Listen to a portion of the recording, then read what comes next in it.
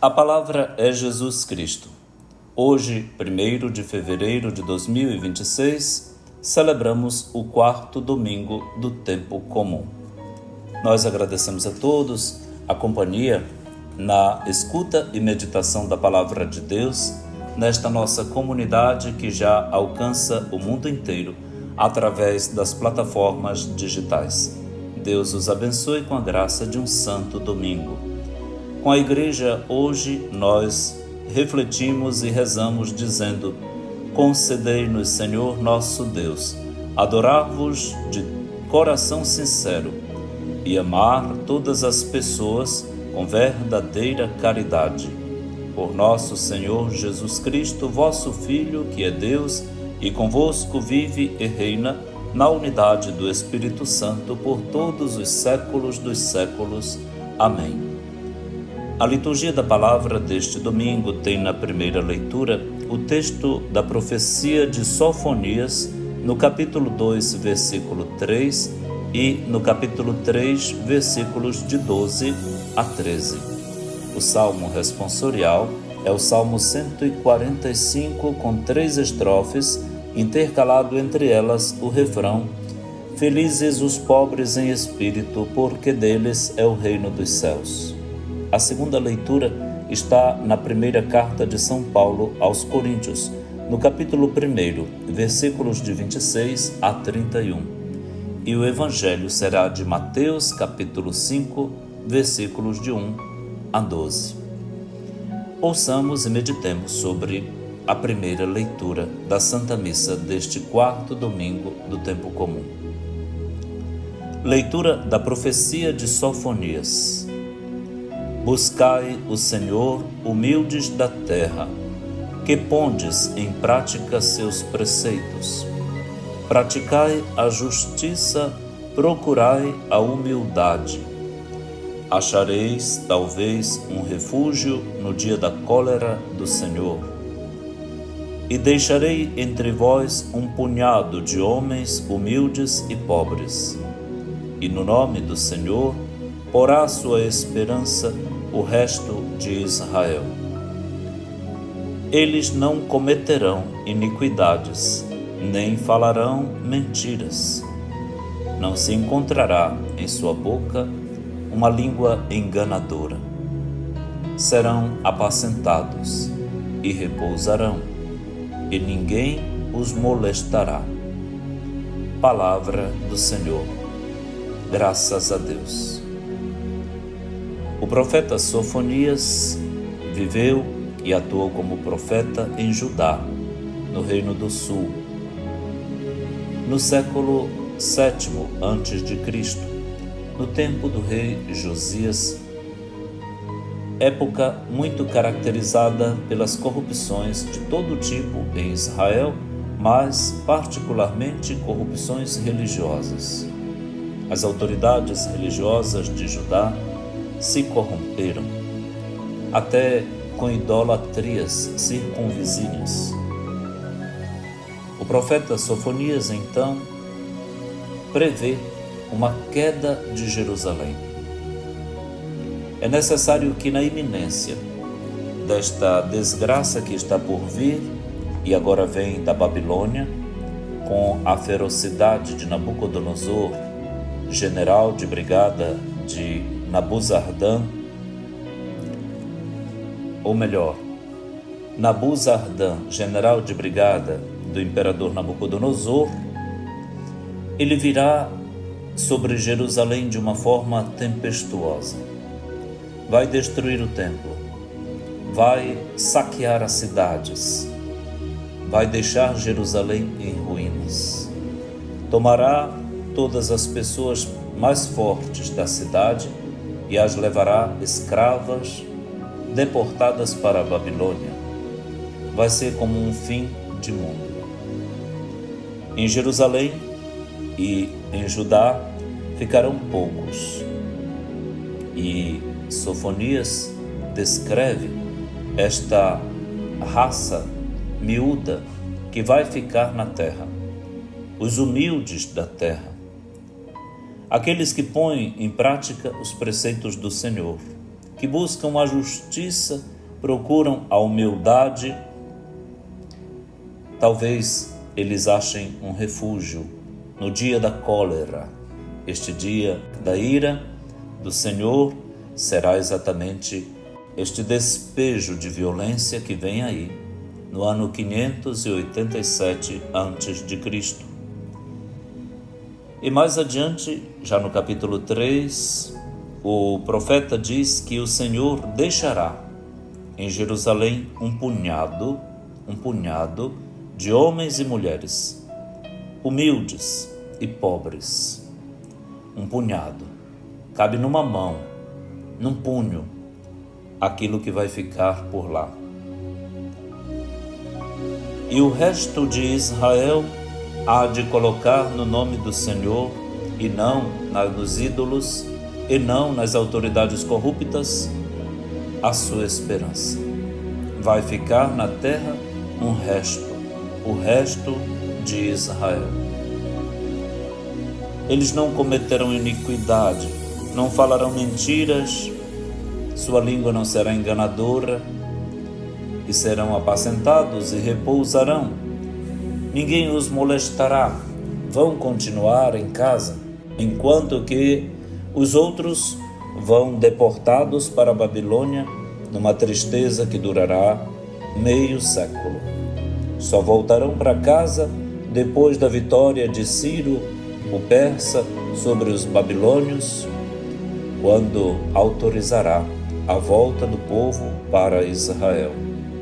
Tudo já terá mudado. Muita coisa vai acontecer dentro destes 50 anos de purificação e de transformação de Israel. Entretanto, aqui o profeta Sofonias coloca em evidência uma raça de pobres, de humildes, de gente que quer prestar, que quer seguir o Senhor, que quer ser fiel. É um punhado. São os humildes e pobres. Esta categoria de pobreza vai ocupar o rito da palavra de hoje. Neste quarto domingo do tempo comum, nosso Senhor está nos convidando para colocar a nossa atenção na felicidade que Ele promete para quem é pobre em espírito.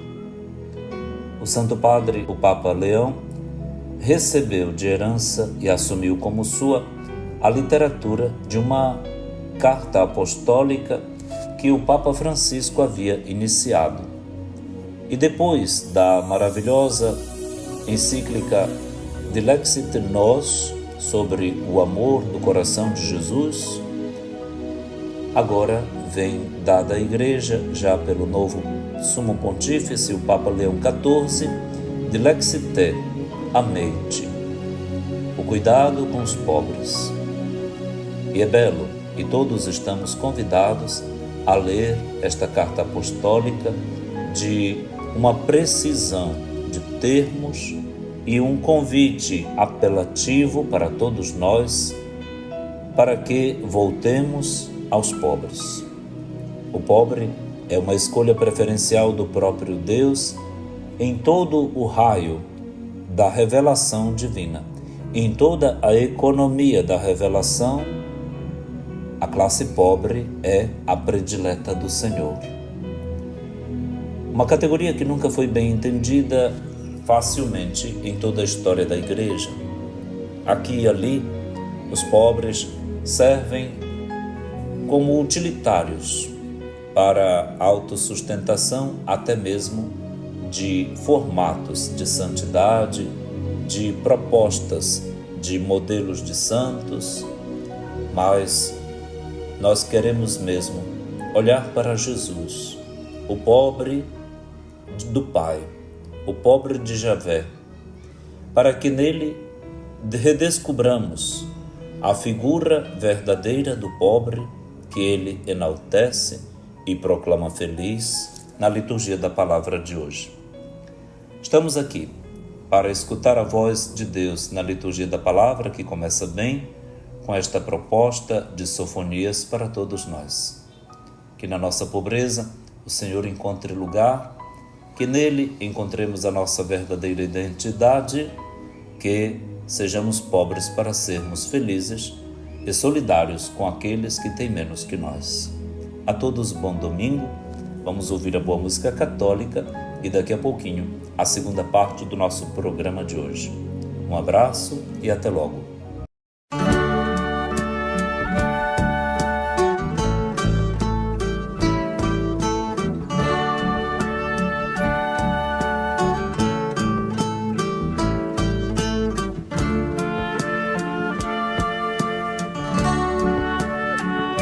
Alô, meu Deus, fazia tanto tempo que eu não mais te procurava. Alô, meu Deus, senti saudades tuas e acabei voltando aqui. Andei por 1000 caminhos e como as andorinhas eu vim fazer meu ninho em tua casa e repousar. Embora eu me afastasse e andasse desligado, meu coração cansado resolveu voltar. Eu não me acostumei nas terras onde andei, eu não me acostumei nas terras onde andei.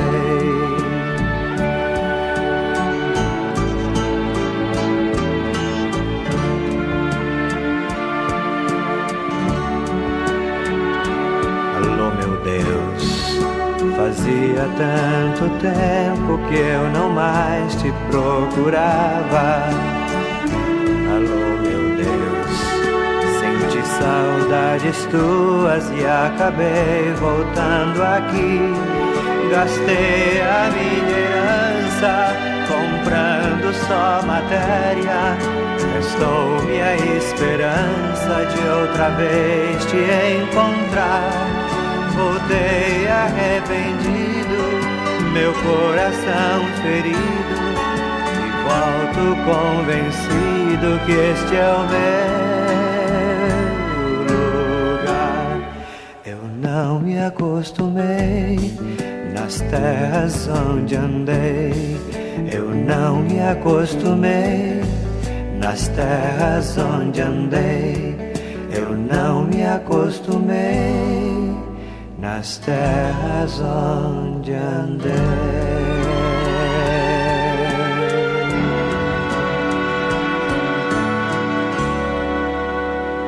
A palavra é Jesus Cristo.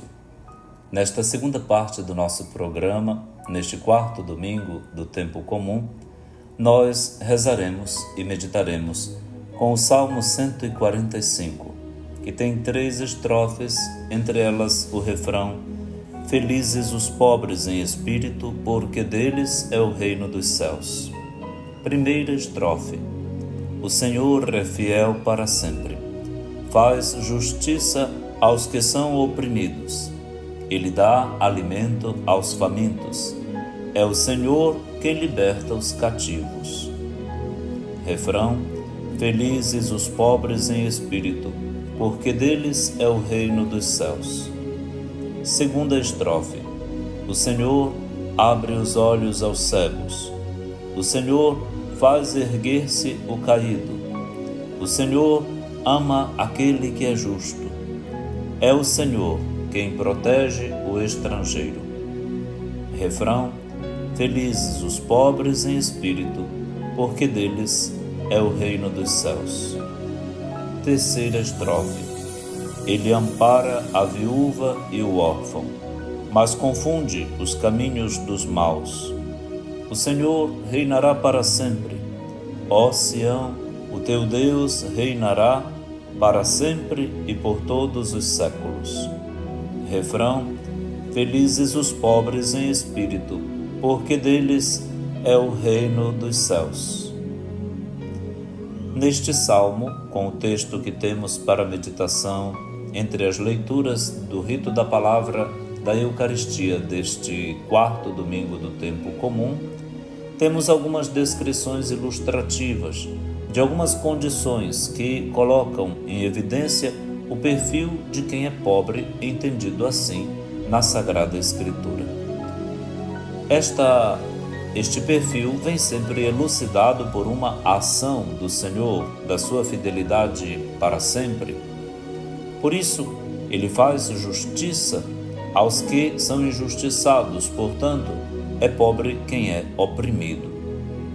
Ele alimenta aqueles que não comem, portanto, é pobre um faminto.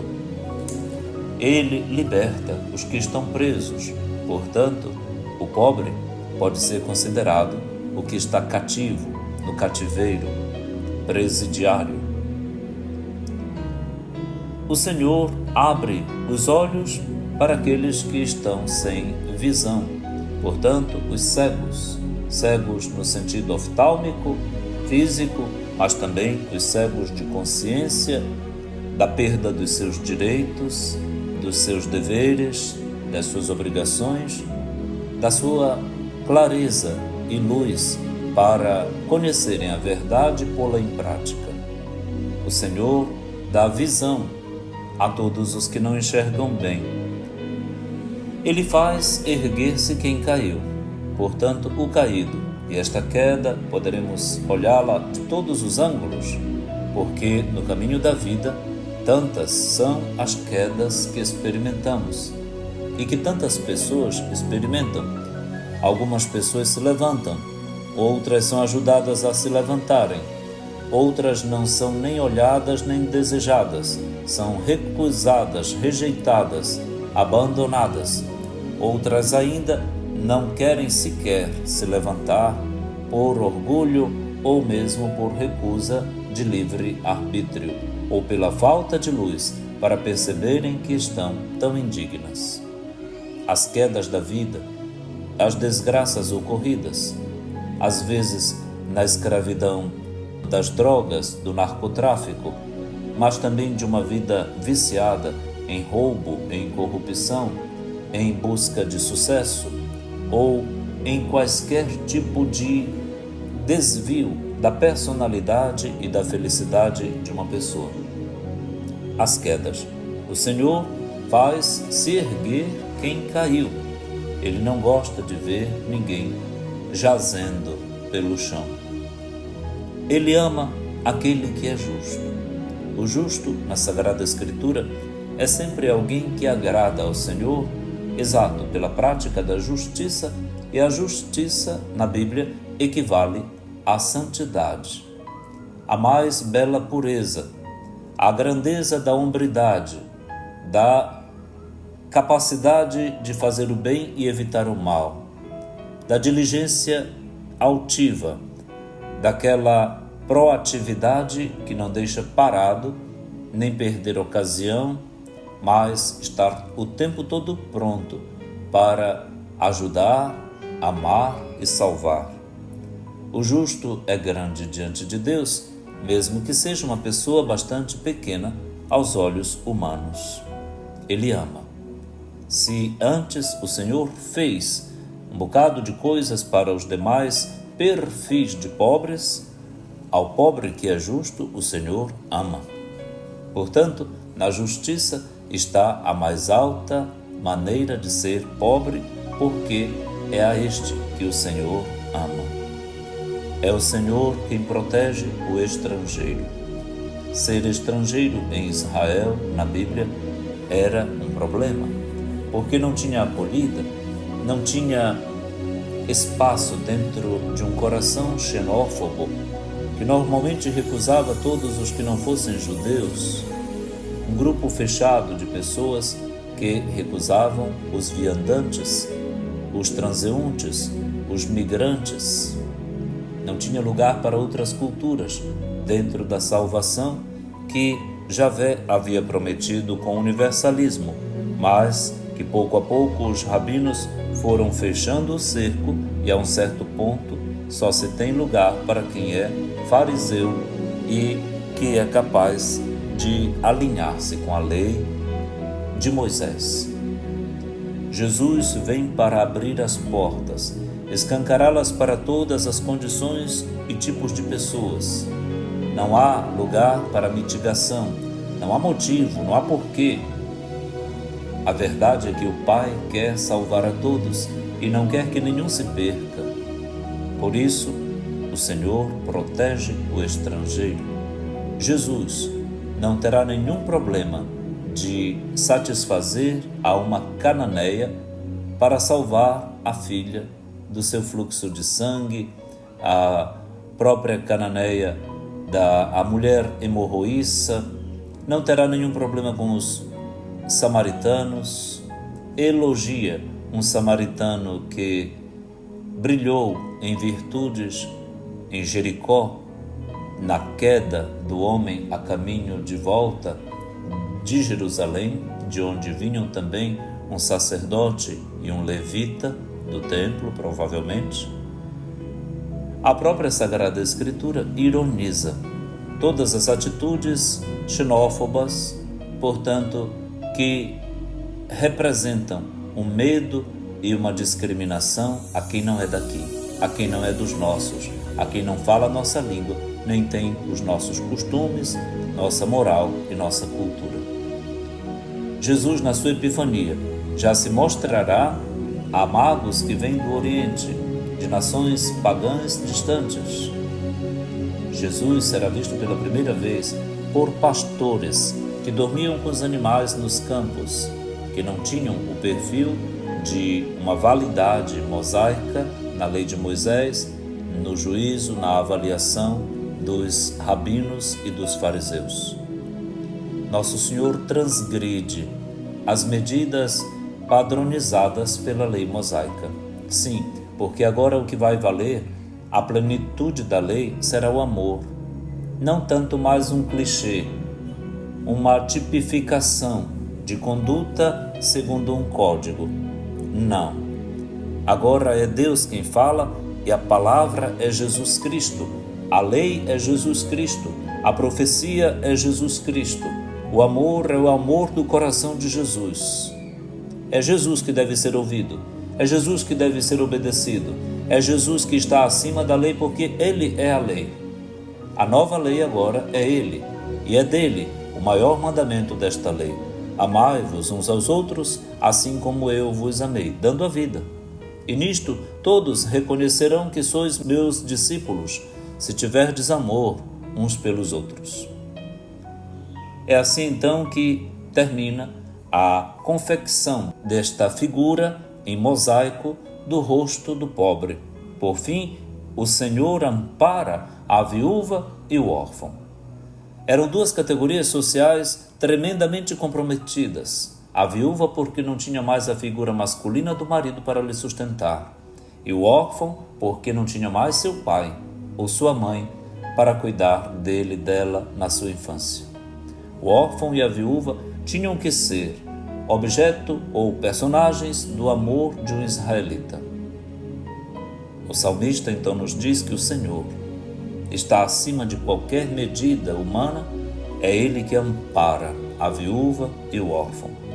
Mas vai confundir inclusive os caminhos dos maus, daqueles que querem abusar dos órfãos, maltratar as viúvas, julgá-las de modo injusto. Com isso o Senhor reina para sempre. O Deus de Sião vai reinar para sempre e por todos os séculos. Que bonito então expandir bem o Salmo 145 assim, para que a gente já tenha uma visão mais ampliada do que se trata quando a palavra de Deus se refere a um pobre. Você se situa, se identifica com qualquer categoria dessa aqui, com qualquer particularidade dessa? Então, bem-vindos. Bem-vindos à pobreza evangélica. Você é feliz. Felizes os pobres em espírito, porque deles, porque seu, é o reino dos céus. Vamos ouvir a boa música católica e daqui a pouquinho a terceira parte do nosso programa de hoje. A palavra é Jesus Cristo.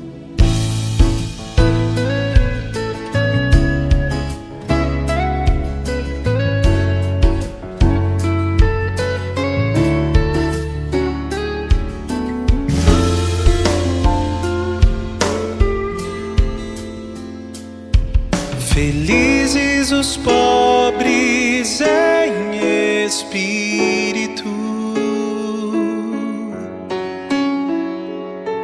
porque deles é o reino dos céus. Felizes os pobres em espírito, porque deles é o reino dos céus. O Senhor é fiel para sempre, faz justiça aos que são oprimidos. Ele dá alimento aos famintos. É o Senhor quem liberta os cativos.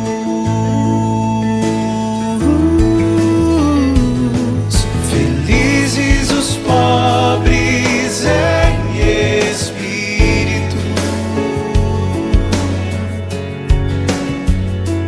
porque deles é o reino dos céus. O Senhor abre os olhos aos cegos, o Senhor faz erguer-se o caído. O Senhor ama aquele que é justo. É o Senhor que protege o estrangeiro.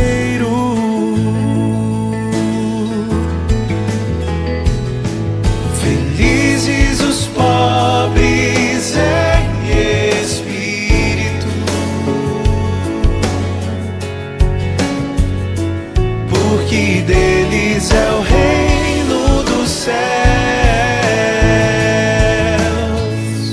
Ele ampara a viúva e o órfão, mas confunde os caminhos dos maus.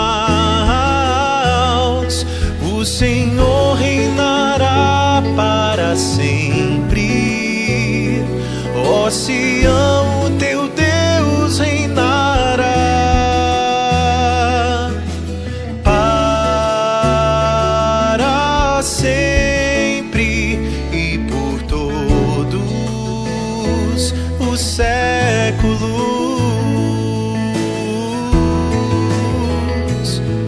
Felizes os pobres em espírito, porque deles é o reino dos céus. Felizes os pobres em espírito, porque deles é o reino dos céus.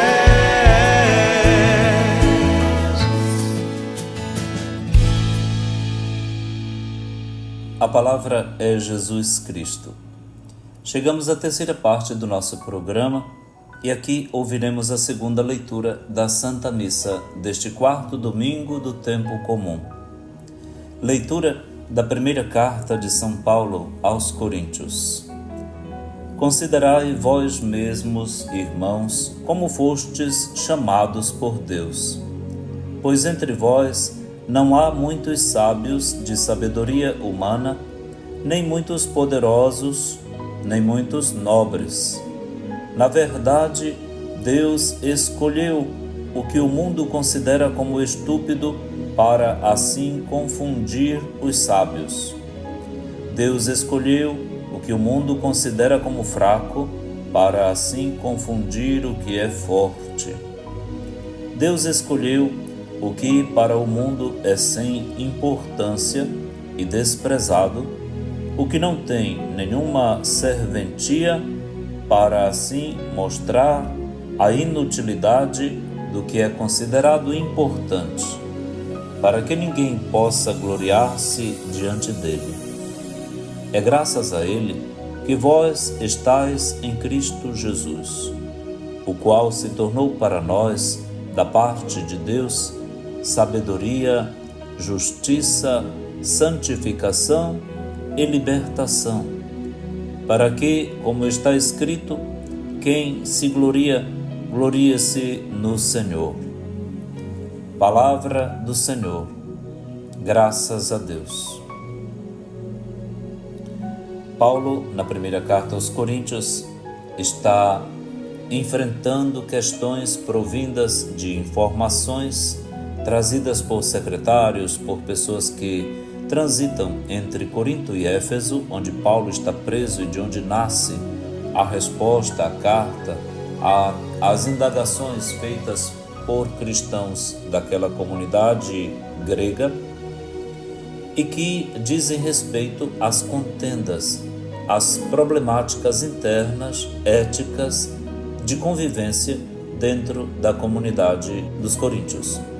Os coríntios estavam numa situação geograficamente privilegiada, comercialmente vantajosa, culturalmente abastada. Era uma realidade rica, ao mesmo tempo em que também tinha escravos, pobres, pessoas desprezadas. Sim, onde tem alguém sempre muito rico, haverá por ali alguém sempre muito pobre. Este é o drama da dicotomia e do desequilíbrio econômico da humanidade. Por isso, Paulo reconhece que os cristãos de Corinto já sabem e devem considerar eles mesmos como foram chamados por Deus. Foi Deus que os chamou, não foi um filósofo, não foi um imperador, não foi uma autoridade civil, política, cultural. Foi Deus quem chamou os cristãos para dentro de uma experiência comunitária de fé, de seguimento de Jesus, que qualifica o jeito de viver entre todos, por maiores que sejam as diferenças entre eles. Por isso, entre eles não há muitos sábios. Em Corinto e em Atenas há uma grande quantidade de filósofos, de gente de cultura altíssima, das escolas platônicas, aristotélicas, pré-socráticas. Mas na comunidade cristã não há muitos sábios desta sabedoria, desta sofia, desta filosofia humana. Nem muitos poderosos. Corinto é também um entreposto entre Roma e o Oriente Médio. Mas não há dentro da comunidade pessoas de grande poder. Como também não há dentro da comunidade cristã de Corinto pessoas muito nobres. A comunidade é feita de gente simples, gente pobre, sem muita nobreza. Não tem muito destaque. Quem é da comunidade, não. Na verdade, diz Paulo, esta escolha, esta chamada, esta vocação de Deus, e aqui o verbo escolher é usado por 3 vezes, é muito específica. A escolha divina se apoia não nos critérios que qualquer pessoa utilize para valorizar outra. Enquanto qualquer pessoa escolhe uma pessoa muito destacada pela sua maneira de falar, pela sua eloquência, pela sua grandeza de vulto, Deus escolheu o que o mundo considera como estúpido, como aparentemente ignorante. Mas ele fez essa escolha com uma finalidade. Qual? Confundir os sábios. Confundir aqueles que fazem da sabedoria um motivo para isolar-se, para condenar os outros, para julgar os outros, para se sentirem melhor que os outros. Então, o Senhor sabe escolher um instrumento que desmonte por dentro esta engenharia do mal, engenharia da humilhação. Deus escolhe então o que o mundo considera estúpido como alguém capaz de confundir quem se pensa sábio, de sabedoria humana. Como se isso não bastasse, agora a segunda escolha. Deus escolhe o que o mundo considera como fraco, enquanto qualquer um de nós gosta de gente poderosa, só encontra sua esperança em gente que tem poder, que pode, que tem posses, que tem dinheiro, que tem reconhecimento político. Nós gostamos de nos escorar, nos apoiar, nos depender. E às vezes tem mesmo gente que se torna subserviente, presa, fácil, de gente poderosa. Não, a escolha de Deus, diz Paulo, foi por outro lado. Ele escolhe aqueles que o mundo considera como fracos, como frágeis, para confundirem o que é forte. A escolha de Deus tem sempre uma precípua finalidade. Ele sabe o que quer. Ele não quer o fraco porque é fraco. Ele quer o fraco para derrubar esta jactância do forte. Tudo isso para que ninguém cante glória diante dele inutilmente. E então, aqui vem a terceira escolha, o terceiro perfil da escolha divina. Saibam os coríntios que o Senhor, Deus, escolheu o que para o mundo é sem importância e desprezado, o que não tem nenhuma serventia. O que aparentemente não serve para o mundo, serve para Deus, porque desta maneira ele vai mostrar a inutilidade do que é considerado importante para o mundo, para que ninguém possa se gloriar diante dele, abandoná-lo, sentir-se Deus só por causa daquilo que tem, que sabe, que pode. As idolatrias do poder, do saber, do ter, aqui estão, na segunda leitura da missa deste domingo, condenadas. Mostram a inutilidade, não servem. O que serve para Deus mesmo, que tem serventia para Ele, é tudo aquilo que vai ser útil para poder desmontar as forças, as nobrezas, os poderes, os haveres que parecem se colocar como fonte de felicidade das pessoas e que na verdade não são. Não são capazes de dar plena felicidade a ninguém. O Senhor então quer que nós nos gloriemos dele, porque graças a ele que nós estamos em Jesus Cristo, que é para nós, como oferta de Deus, sabedoria, justiça, santificação e libertação. Portanto, Jesus Cristo é tudo para nós. A totalidade das nossas esperanças, da nossa riqueza, da nossa alegria, da nossa felicidade está em Jesus Cristo. Nós vamos nos gloriar da cruz de nosso Senhor Jesus Cristo, que é nossa salvação e nossa vida. O poder de Deus vai se manifestar em Cristo Jesus crucificado. Poder de Deus, sabedoria de Deus, tudo neste primeiro capítulo da primeira carta de Paulo aos Coríntios pode ser encontrado. Esta mística da cruz, da fragilidade que confunde a força, é verdadeiramente um mistério de contradição. É um paradoxo teológico. Mas aqui está a proposta de Deus para todos nós. Ninguém se encante então com riquezas, com aquilo que aparece. Há gente que fala de boca cheia do Vaticano, do Papa, do arcebispo, dos bispos, da riqueza da igreja. Não enche barriga de ninguém isso. Não é isso que salva. Não é nisso que está a nossa glória, nem a glória da igreja também. Se for abaixo o Vaticano, quem vai perder é o erário da cultura humana. A arquitetura, a pintura, todo o erário da arte. Mas a igreja não perde nada não, porque a glória dela não está no Vaticano, a glória da igreja não está no Papa, não. A glória da igreja está em Cristo crucificado, que se faz nada na Eucaristia para alimentar a nossa esperança e dizer para nós como nos ama. Guarde isso. Vamos desprezar estes discursos inúteis a respeito do Vaticano, dos museus vaticanos. Vários de nós estivemos lá. Nós vimos aquilo apenas sustenta estruturas que não são ruins, não fazem mal a ninguém. Inclusive, no Vaticano tem uma boa esmolaria que faz o bem a tanta gente faminta das ruas de Roma. Sim, tem. A igreja não é tão hipócrita quanto acusam-na, não. Não é. É para quem não conhece, mas para quem conhece não é. É mentira. Muito do que se diz sobre o Vaticano é falta de conhecimento, é ignorância. Quem está lá, quem esteve lá, quem sabe de lá, sabe que não é assim.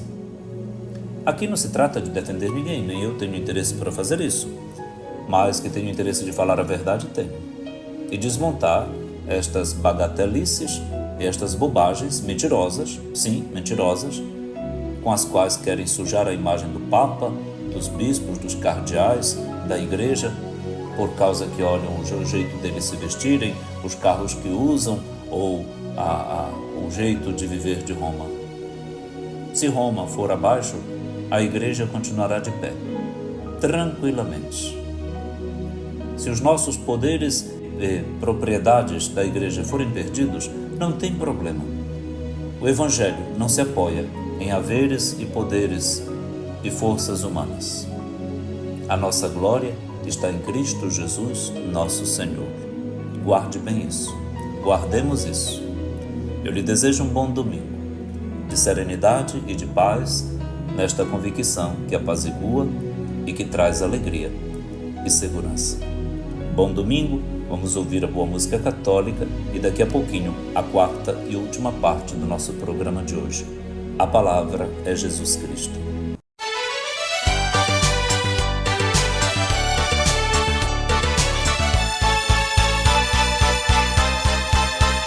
Agora é tempo de ser igreja, caminha juntos, participar.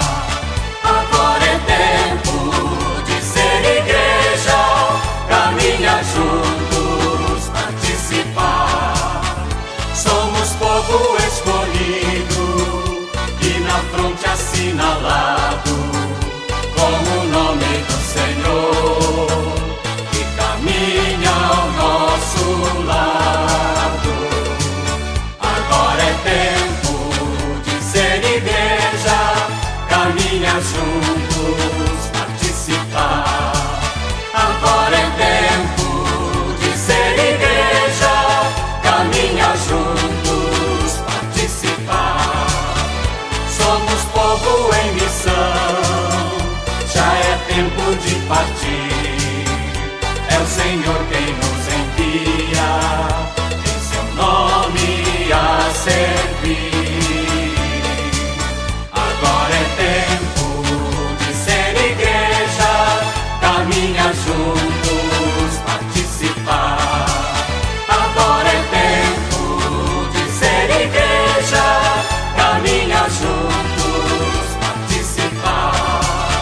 Somos povo esperança, vamos juntos planejar, ser igreja a serviço e a fé testemunhar.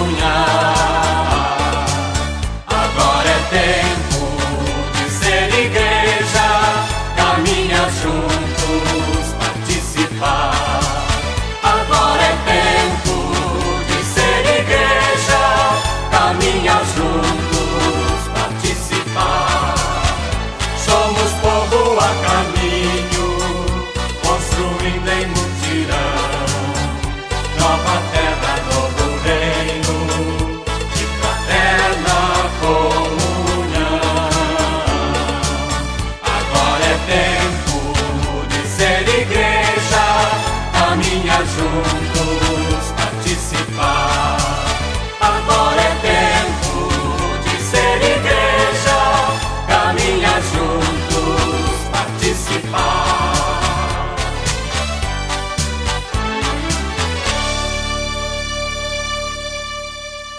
A palavra é Jesus Cristo. Celebramos hoje o quarto domingo do tempo comum. E nele ouviremos o Evangelho de Mateus no capítulo 5, versículos de 1 a 12. Naquele tempo, vendo Jesus as multidões, Subiu ao monte e sentou-se. Os discípulos aproximaram-se, e Jesus começou a ensiná-los. Bem-aventurados os pobres em espírito, porque deles é o reino dos céus. Bem-aventurados os aflitos, porque serão consolados. Bem-aventurados os mansos, porque possuirão a terra. Bem-aventurados os que têm fome e sede de justiça, porque serão saciados. Bem-aventurados os misericordiosos, porque alcançarão misericórdia. Bem-aventurados os puros de coração, porque verão a Deus. Bem-aventurados os que promovem a paz, porque serão chamados filhos de Deus. Bem-aventurados os que são perseguidos por causa da justiça, porque deles é o reino dos céus. Bem-aventurados sois vós, quando vos injuriarem e perseguirem e, mentindo, disserem todo tipo de mal contra vós por causa de mim. Alegrai-vos e exultai, porque será grande a vossa recompensa nos céus.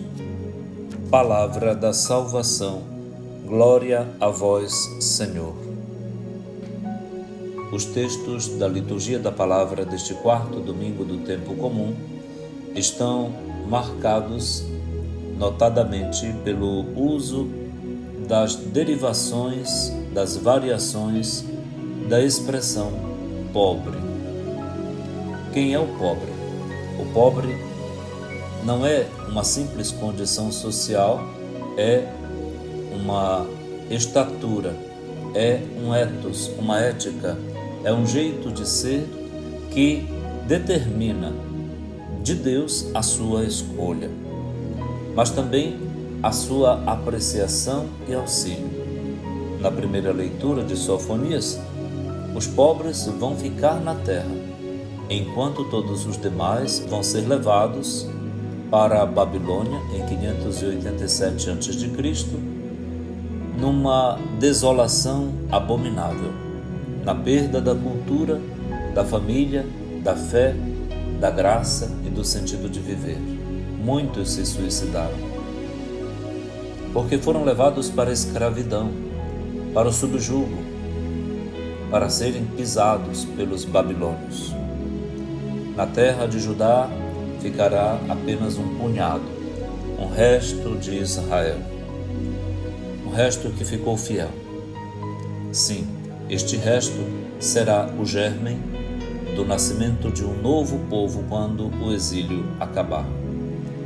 O salmista, no Salmo 145, usa nove expressões para falar do pobre, de modo que no mosaico desenha seu rosto diante de nós.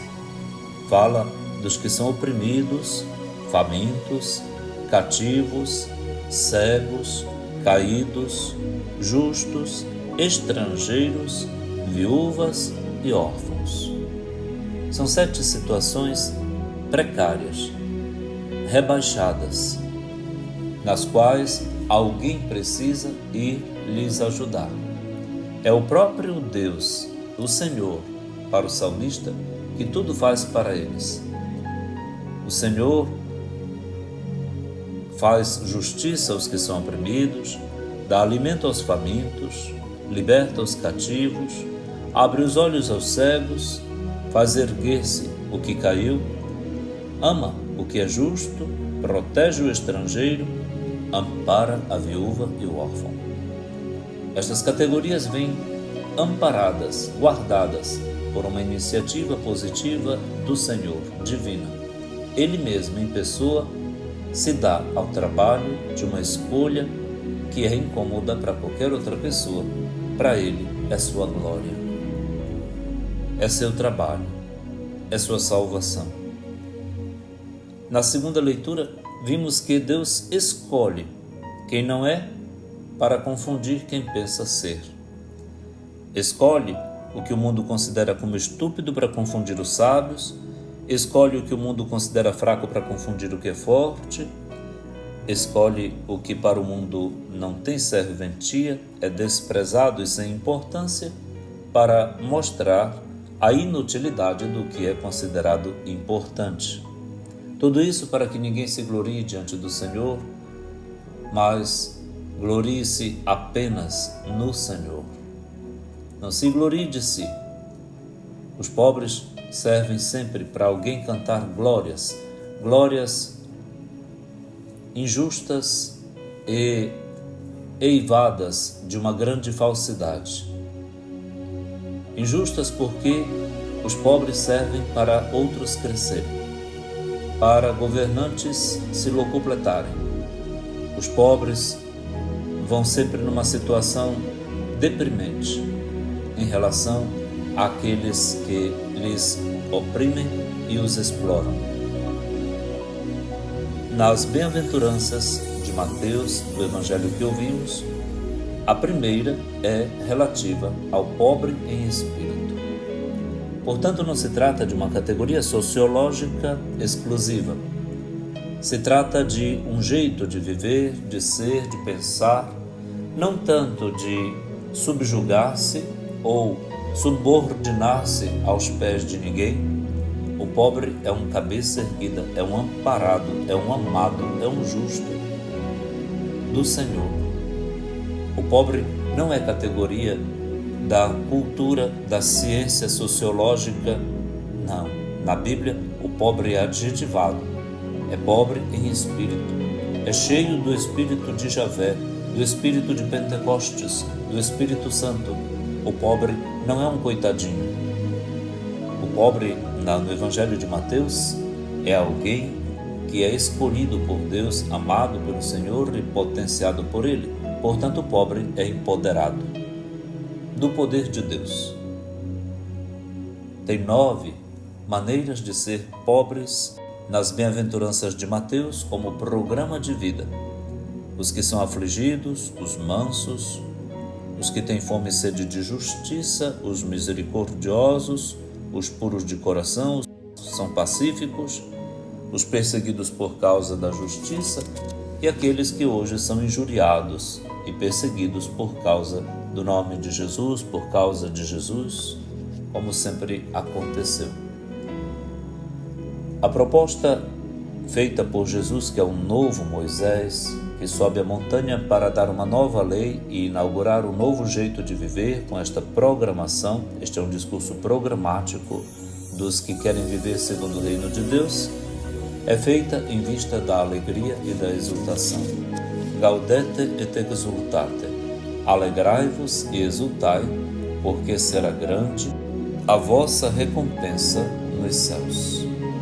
Neste sentido, temos então o programa de vida para a nossa semana e para o tempo comum. A santidade que o Papa Francisco comentou à luz das bem-aventuranças de Mateus na Carta Apostólica de 2019, Gaudete et exultate, combate qualquer gnosticismo ou qualquer neopelagianismo. Purifica a pessoa desta jactância pessoal arrogante que se coloca no lugar de Deus e tudo resolve pelos próprios méritos, pelos seus esforços, pela sua ciência, para propor que a santidade é coisa da porta de casa. É aquela atitude de quem se sabe amado, pequeno e por isso escolhido pelo grande Deus. O Senhor nos tem em grande conta e nos quer ver felizes. Bem-aventurança não significa apenas felicidade, não.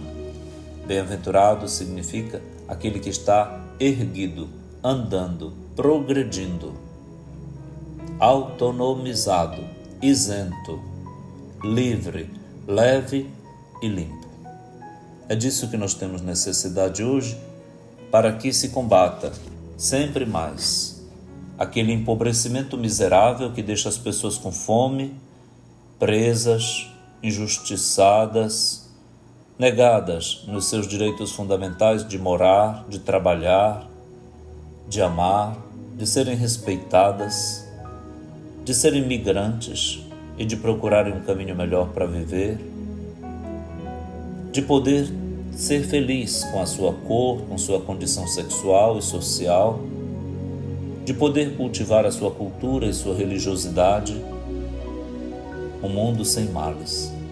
Sim, a bem-aventurança é um conceito cósmico, holístico, plural, jamais mitigado e refém da arbitrariedade de quem quer chamar e qualificar, tipificar de pobre aquele que possa servir para os seus interesses.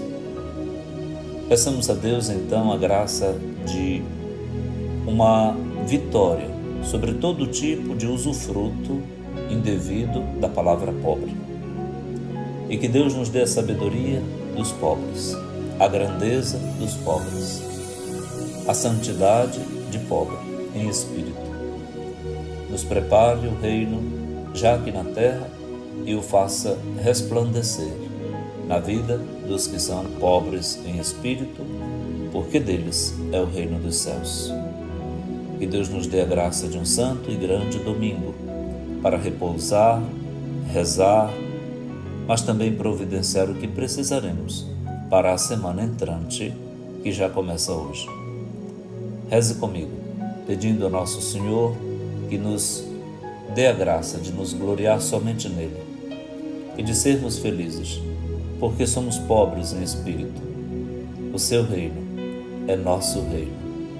O Pai de Jesus é Pai nosso, que estais nos céus.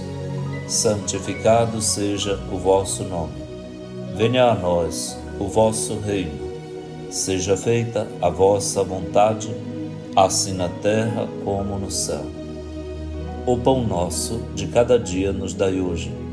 Perdoai-nos as nossas ofensas, assim como nós perdoamos a quem nos tem ofendido. E não nos deixeis cair em tentação, mas livrai-nos do mal. Amém. Abençoe-lhe o Deus Todo-Poderoso, que é Pai e Filho e Espírito Santo. Amém.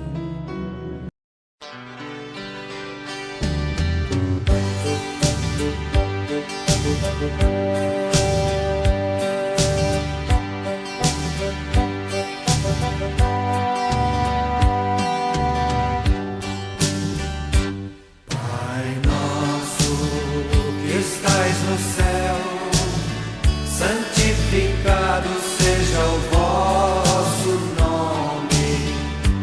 Venha a nós o vosso reino, sejam feitos vossos projetos aqui na terra, antecipando o que será viver no céu. O pão nosso de cada dia dai a nós e ao nosso irmão, como fruto de quem trabalha e constrói esta nação. E perdoai-nos os nossos egoísmos, e prometemos perdoar também a quem nos ofender, para não sermos instrumento de egoísmo e de opressão. Libertai nosso coração,